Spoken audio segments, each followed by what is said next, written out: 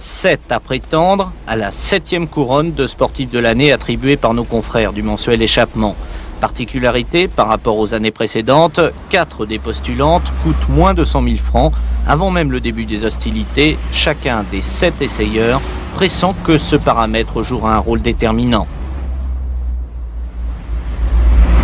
C'est donc sur le circuit du Grand Sambuc et dans des conditions climatiques épouvantables que nos prétendantes font connaissance avec ceux qui ont été chargés de les emmener jusqu'au bout d'elles-mêmes. Laurent Daumet, espoir de l'année Échappement 87, et Éric Bernard, 24 ans, le plus solide espoir du sport automobile français. Verdict unanime du chrono et des essayeurs, une d'entre elles surclasse les autres, la Sierra Cosworth. C'est une voiture qui est racée, qui a beaucoup de chevaux, qui a un turbo, qui a une boîte bien étagée, des freins, un ABS. Donc forcément, c'est une voiture qui a beaucoup de capacité. Et malgré son poids, c'est une bonne voiture avec un bon comportement et surtout un excellent moteur. Mais déjà apparaissent les premières surprises. Intercalées entre les deux plus puissantes, la Sierra et la Kadett GSI, arrive la petite Polo G40. 500 exemplaires seulement en ont été importés, tous immédiatement vendus, et à raison semble-t-il. Elle a beaucoup d'atouts pour être certainement, pour le moment ce n'est pas élu, mais la meilleure sportive de l'année, parce qu'elle a un moteur qui est d'une part relativement puissant grâce à son compresseur. Et ma foi, je dirais qu'au niveau de tenue de route, elle n'a pas à rougir par rapport à la concurrence, bien au contraire. Je pense qu'il y a un tout petit côté négatif à mon point de vue, c'est les freins qui manquent un petit peu d'énergie et de puissance, compte tenu d'un moteur très performant.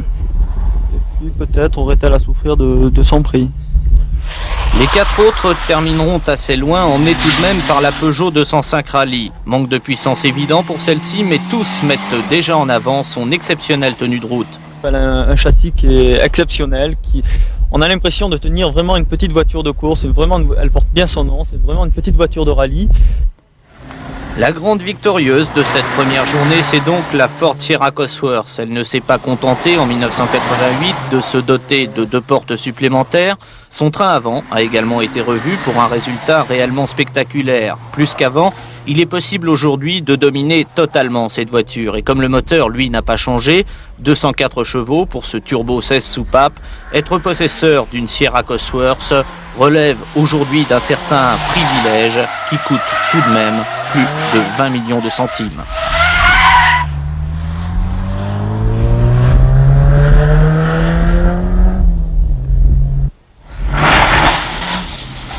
Val Flonès, première épreuve spéciale du rallye des Cévennes. Terrain idéal, compte tenu encore une fois des conditions climatiques, pour pousser les 7 voitures dans leur dernier retranchement. Préposé à Sébastache, Didier Auriol, triple champion de France des rallyes, et François Delcourt, tous deux d'accord pour confirmer ce que le Grand Sambuc avait laissé entrevoir. À savoir tout d'abord la suprématie au chronomètre de la Ford Sierra Cosworth. Changement en revanche au niveau de la 2e place, le moteur de la Kadett GSI, 2 litres 16 soupapes 156 chevaux, fait la différence à lui seul. Il compense une motricité pour le moins désastreuse. Ce test se déroulant dans le sens de la montée, les moins puissantes sont bien entendu défavorisées. Oublions donc le médiocre 5e temps réalisé par la 205 Rally pour ne retenir que l'opinion émise par nos 2 essayeurs d'un jour, c'est bien elle qui possède la meilleure tenue de route. L'Apollo n'en finit pas de nous étonner. 3e temps, juste devant celle qui plus tard s'affirmera comme une des favorites, la Honda CRX 16 soupapes. Sa ligne superbe n'est pas, loin s'en faut, le seul atout de séduction de cette japonaise. À son volant, on ne peut que s'amuser en toute sécurité, grâce notamment à des suspensions et des freins au-dessus de tout soupçon, le contraire exactement de la Seat Ibiza. Pour elle, pas besoin de grandes phrases, il suffit de regarder, ses lacunes sautent aux yeux.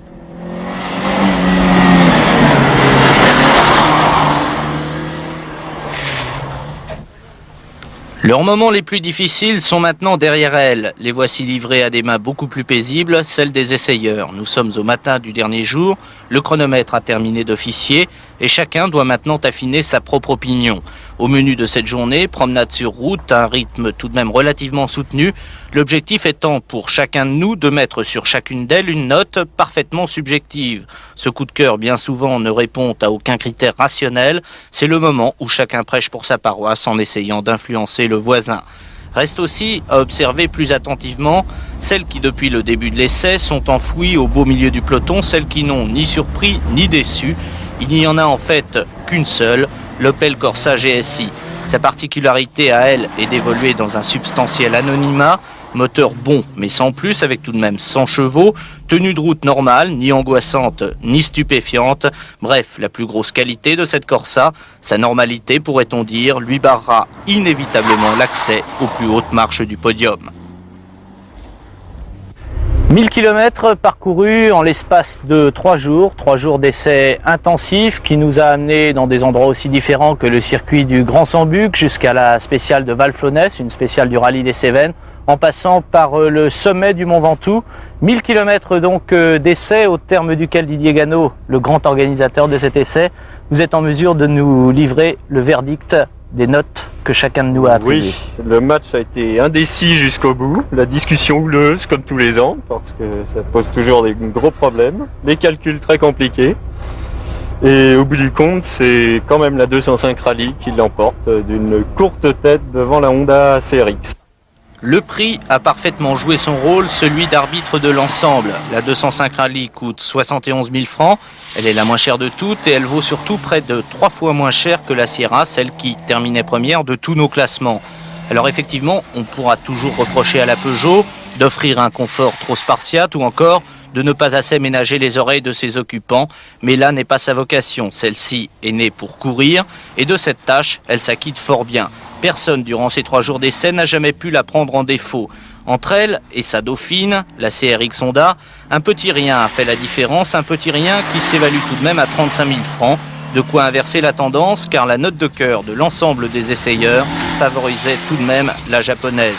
Il n'en reste pas moins que jamais, au cours des 6 années passées, une voiture japonaise n'avait figuré en aussi bonne position.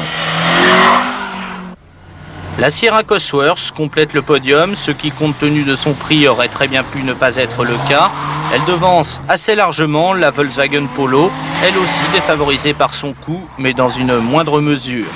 Suivent les 2 Opel, la grosse cadette devant la petite Corsa.